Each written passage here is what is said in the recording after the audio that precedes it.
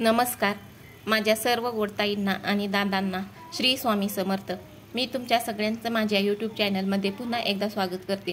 व्हिडिओला सुरुवात करण्यापूर्वी तुम्ही माझ्या चॅनलवरती नवीन असाल तर चॅनलला भरभरून प्रेम द्या. तर फाल्गुन महिन्यातील कृष्ण पक्षातील चतुर्थी ही द्विजप्रिया संकष्टी चतुर्थी म्हणून ओळखली जाते. या संकष्टी चतुर्थी दिवशी पूजा केली जाते. मित्रांनो, तुम्ही संकष्टी चतुर्थीचे व्रत केले तर तुमच्यावरील सर्व संकट दूर होतात. त्यामुळे या दिवशी बाप्पांची विधिवत पूजा करा. तसं धार्मिक दृष्टिकोनातून बघायला गेलं तर फेब्रुवारी महिना खूप महत्त्वाचा मानला जातो, कारण या महिन्यात बरेच उपवास आणि सणसुद्धा साजरे केले जातात. यात द्विजप्रिया संकष्टी चतुर्थीचाही समावेश आहे.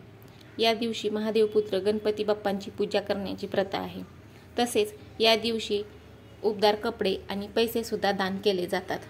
जर तुम्ही चतुर्थीच्या दिवशी बाप्पांची पूजा केली तर त्यांच्यासोबतच दान केलं तर बाप्पांचा आशीर्वाद हा मिळतो आणि सुख समृद्धीसुद्धा वाढते. त्यामुळे या दिवशी व्रत आणि पूजा करण्याला खूप जास्त महत्त्व आहे. तर या दिवशी गणपती बाप्पांची विधिवत अशी पूजा केली जाते, व्रत केलं जातं. ज्यावेळी आपण पूजा करतो तेव्हा आपण आपल्या सर्व इच्छा आहेत त्या सर्व इच्छा पूर्ण करा आणि जीवनात सुख समृद्धी आणि यश प्राप्त होऊ दे असे बाप्पांच्या चरणी प्रार्थना करतो.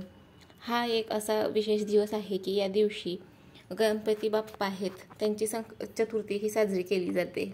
बाप्पांची विधिवत पूजा अर्चा केली जाते. जर आपण बाप्पांची विधिवत पूजा अर्चा व्रत केलं तर आपल्याला आयुष्यामध्ये जे काही प्रॉब्लेम्स आहेत तर ते प्रॉब्लेम्स सुटतील. ज्या काही समस्या चालू आहेत त्या सर्व समस्या दूर होतील आणि आपल्या आयुष्यामध्ये चांगल्या गोष्टी घडू लागतील. त्यामुळे बाप्पांची मनोभावे पूजा अर्चा करा.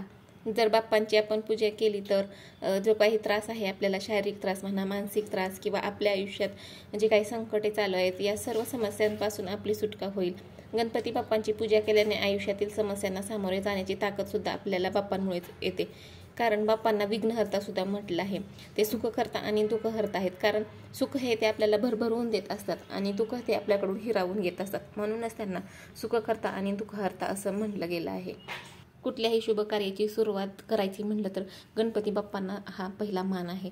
त्यामुळे गणपती बाप्पांपासूनच कुठल्याही गोष्टीचा शुभारंभ हा गणपती बाप्पांपासूनच होतो. तर ताईंनो, फेब्रुवारी महिन्यामध्ये साजरी होणारी द्विजप्रिया संकष्टी चतुर्थी केव्हा साजरी होणार आणि पूजेचा शुभ मुहूर्त कोणता आहे आणि बाप्पांच्या पूजेचे काय महत्त्व आहे तेच आपण आजच्या व्हिडिओमधून बघणार आहोत.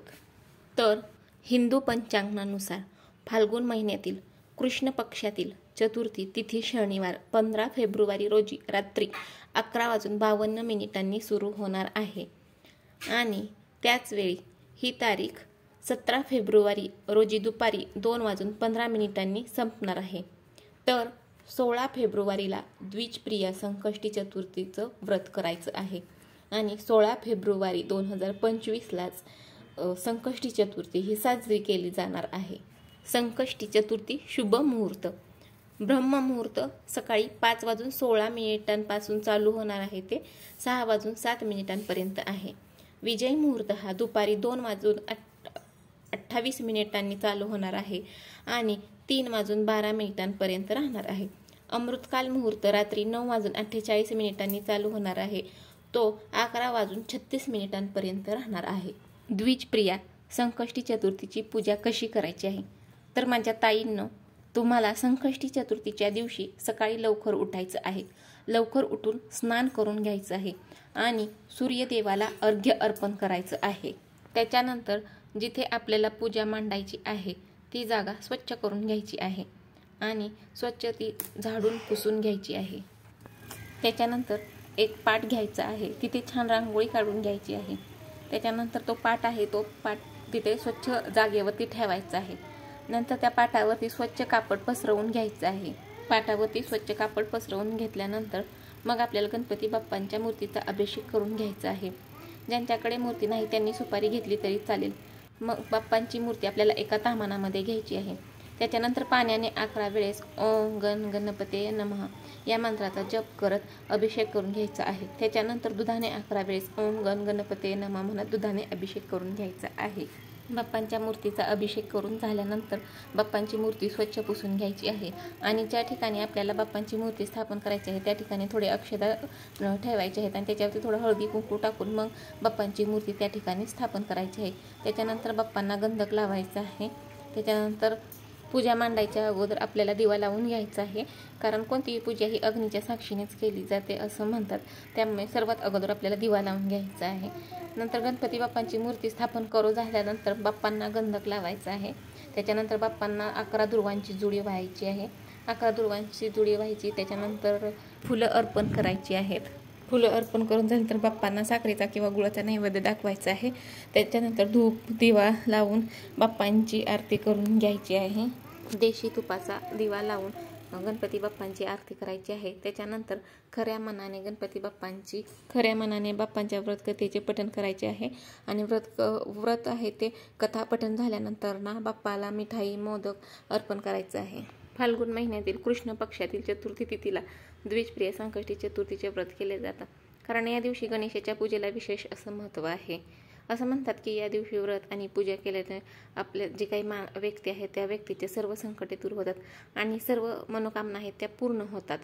त्यामुळे या दिवशी गणेशाची आराधना केल्याने व्यक्तीच्या जीवनातील सर्व प्रकारची संकट दूर होतात। या दिवशी गणेशाची पूजा केल्याने घरात सुख समृद्धी येते। द्विजप्रिय संकष्टी चतुर्थीच्या दिवशी पूजा केल्याने घरातील आपल्या नकारात्मक ऊर्जा नष्ट होते आणि सकारात्मक ऊर्जेचा संचार होतो। या मंत्राचा जप करा या दिवशी। वक्रतुंड महाकाय सूर्यकोटी समप्रभ निर्विघ्नं कुरु मे देव सर्वकार्येषु सर्वदा। या दिवशी तुम्हाला ओम गण गणपते नमः मंत्राचा जप करायचा आहे आणि पूजा करायची आहे आणि या मंत्राचा जप हा 108 वेळा करायचा आहे आणि गणपती बाप्पांचं व्रत करून तुम्हाला हा संकल्प घ्यायचा आहे आणि पूर्ण दिवसभर अन्न हे तुम्हाला ग्रहण करायचं नाही। अन्न ग्रहण करायचं असेल तर उपवास करून तुम्हाला त्या दिवशी तर तुम्ही फळं, दूध, पाणी हे घेऊ शकता, फलाहार घेऊ शकता।